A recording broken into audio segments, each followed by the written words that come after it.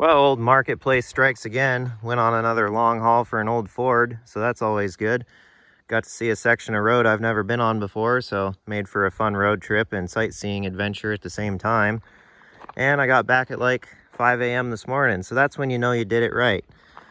So what we got on the trailer today is this nice old 1970 Ford F-250 Highboy. This thing popped up for sale on marketplace like almost a week ago, and of course the very marginal pictures that were on the ad showed me enough that, hey, I should probably go get that. And given the fact that the price was pretty dang reasonable, and the fact that these trucks are not going for cheap anymore these days, they're really climbing in the market. So when all those factors tie together, you kind of have to go get the thing. And I mean, it's not like they're a trend or anything around here anyway, so I mean, what's one more?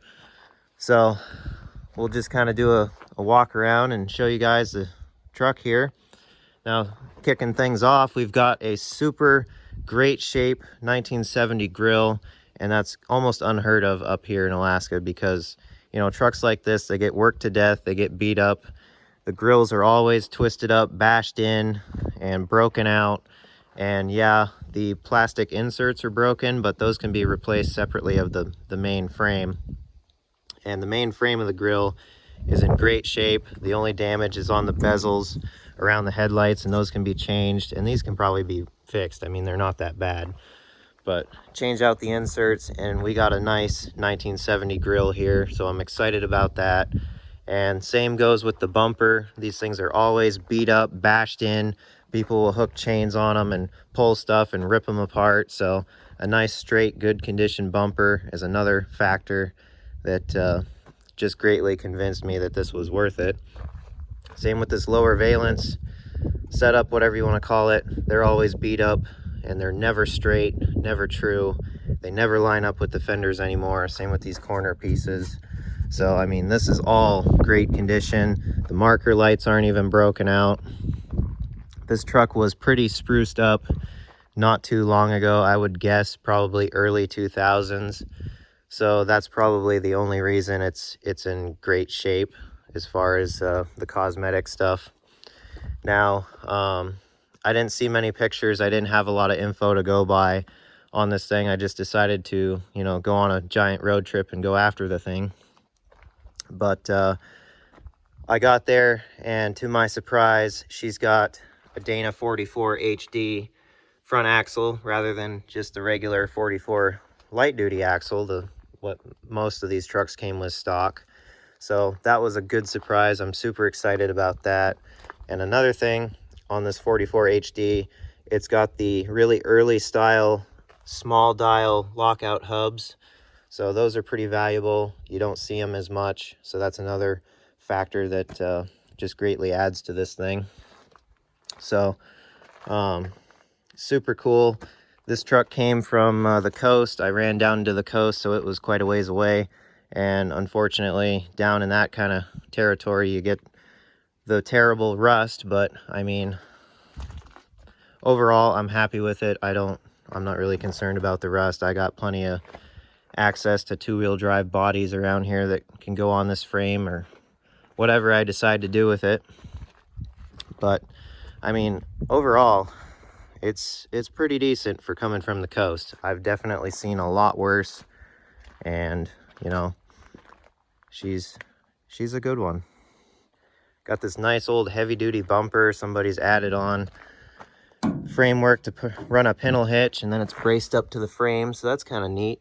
And then kind of under here, it's got the usual frame pitting, but nothing like critically rusted through or anything, other than like the exhaust pipes. But she's pretty good. Another fun feature to point out, she's got dual exhaust, and these trucks only came with single usually, and especially on Highboys, I'm not really a fan of duals unless you do it right.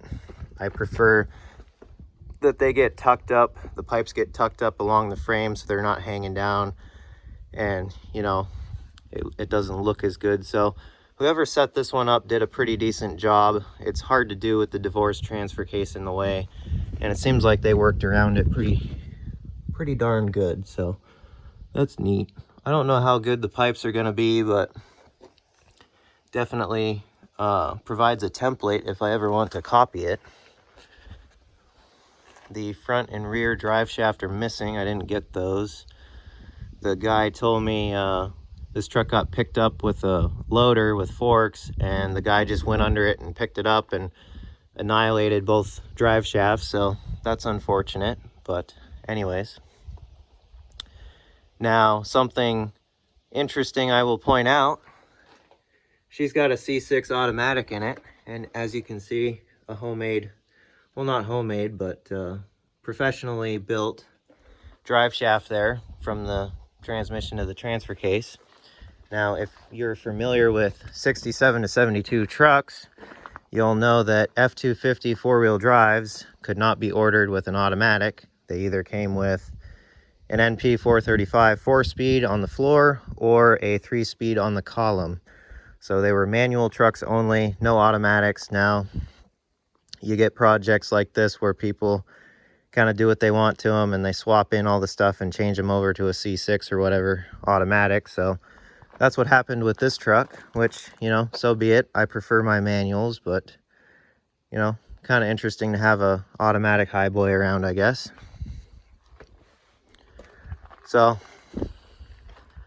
we'll kind of crawl up here on the trailer and have a look at the other stuff. Tailgate's not too bad. It's starting to bubble down here, but it's not rusted through. That's the only bad spot on it, really. But I mean, decent. And as you can see, this truck's been stripped down and painted at one point. I ran the VIN number, and it used to be a Wimbledon white, and it did in fact have an NP 435 in it, so that confirms that the automatic's been swapped in, which I was pretty certain it was anyway, but just to confirm.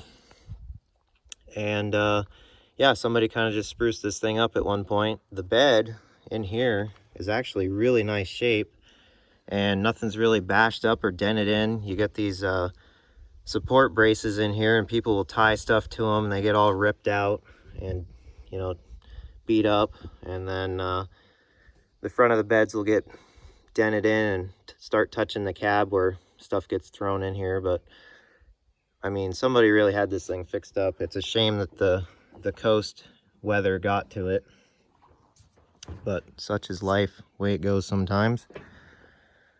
A little beat up on the sides. Nice back glass.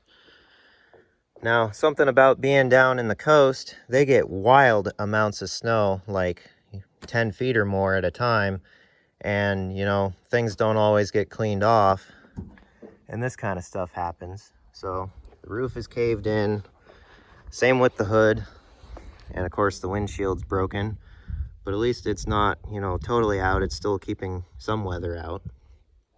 But kind of a shame to see this because the snow didn't get cleaned off of it, but I think I can kind of somewhat hammer this out and run it on whatever. But at least the emblems are intact. Same with the letters. Now, being a 1970, it would have had the chrome strip along the front of the hood here, and somebody took that off. But I have others. This emblem's a little bit twisted, but I think it would come back around if you bolted on a normal hood that isn't, you know, modified. At least it's not broken. The mirrors are in good shape. Just a little West Coast Juniors, I think they're called, something like that. So we'll have a look in here. Oh yes, the familiar bump side sounds, gotta love it. I kind of like their style in here. They did the blue and then the black accents, so it looks pretty snazzy. And here's some of the original stuff from its original color, and you can kind of see where it was painted over kind of not too well, like right there. But as you can see, this steering column being automatic, obviously, This steering wheel is pre-1970. 1970 was when the steering wheels changed.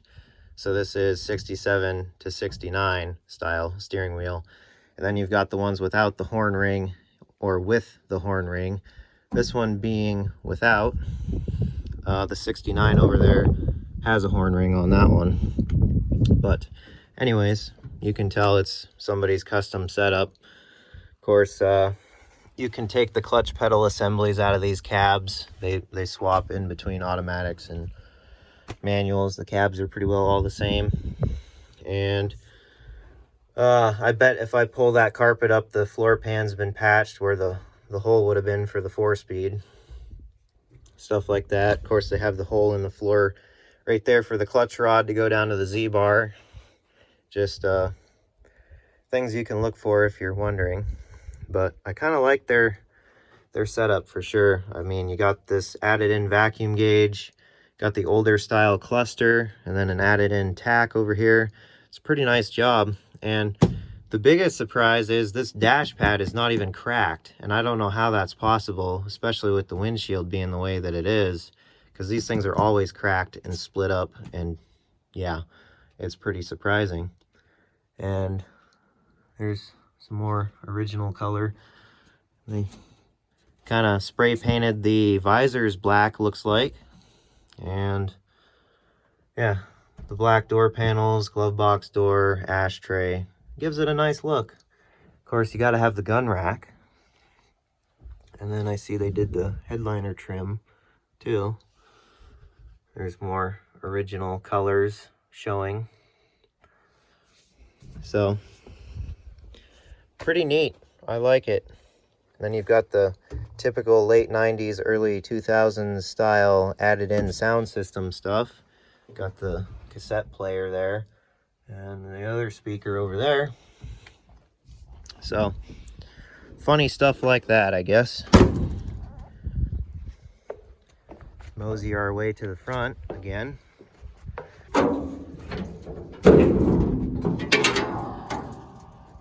So what we've got in here is rumored to be a 390. Of course, you know how that goes with FEs. Every 360 becomes a 390 when it's for sale.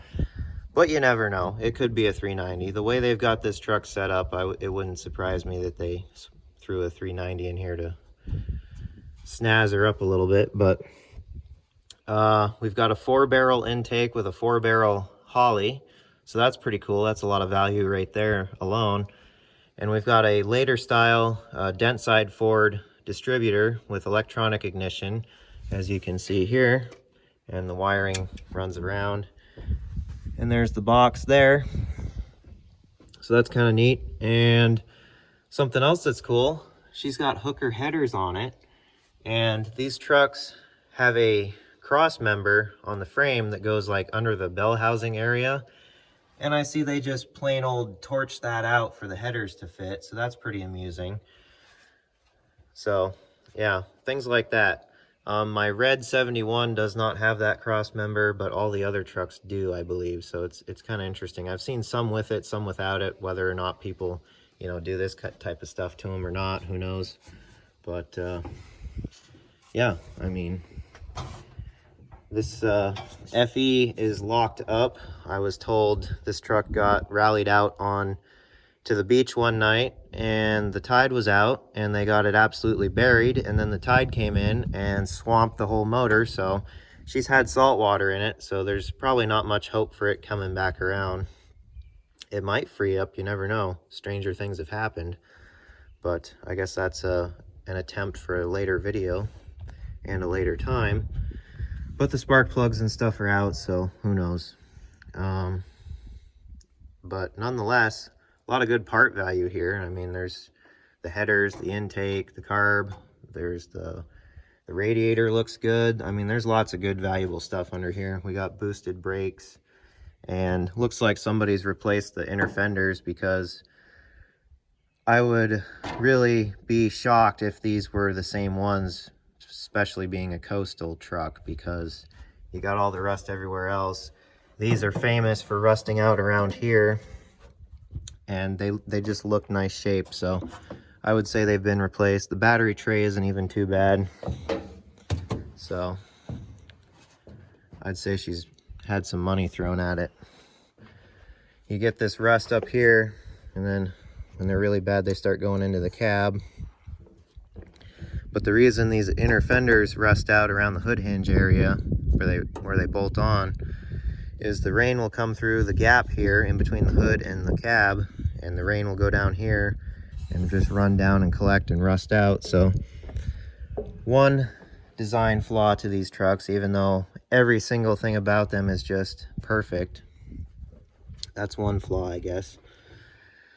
And let's see, what else? We got the old style fuel pump with the canister on it.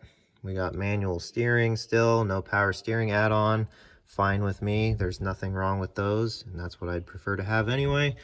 So, stuff like that. The core support is even nice shape, and it's got the Highboy bracket shield things on the side because the two-wheel drive trucks don't have these.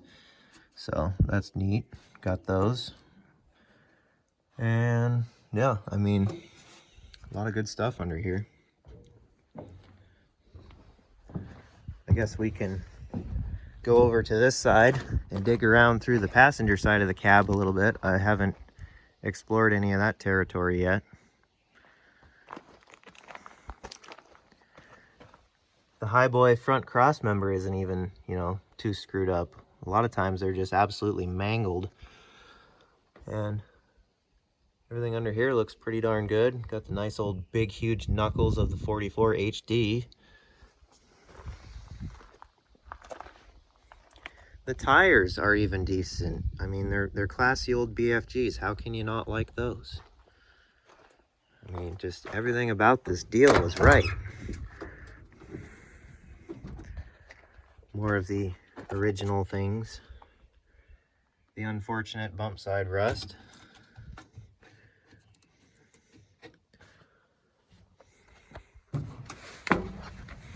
What do we have here?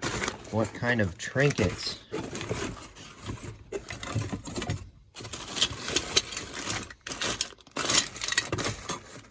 Not a whole lot of much.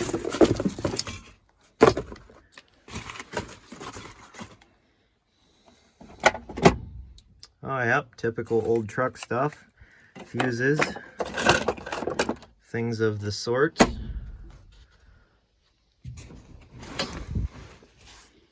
Oh, free ice scraper and brush. That's pretty neat. And as you can see, somebody's put carpet in here, which, I mean, sometimes it looks good. This one looks like it was a pretty decent job when it was, you know, fresh.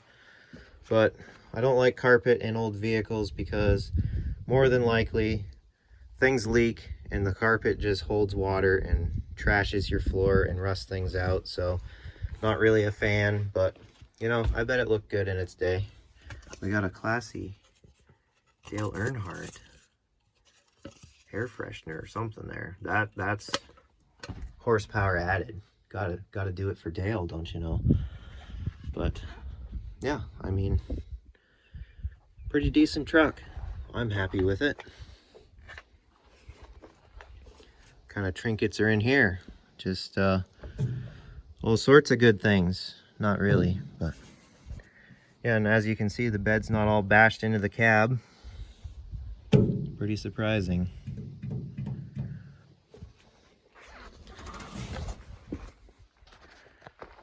Who put the ground so far down? You gotta love it when you slam the door and rust just falls out. That's when you know you got yourself a good prize. The old dual exhaust dumps out. Looks pretty decent. That side's kind of mangled up though. Good old Dana 60 back here.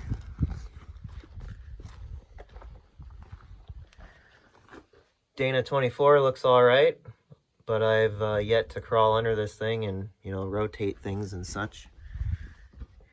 You can see the built drive shaft that somebody had made for this automatic swap. Looks to be pretty well done. I mean, they did do a pretty decent job.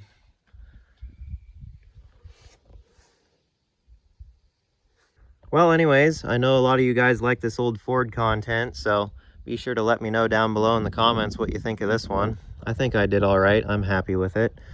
So we'll see what becomes of it. A lot of good parts nonetheless. It's definitely going to go to good use.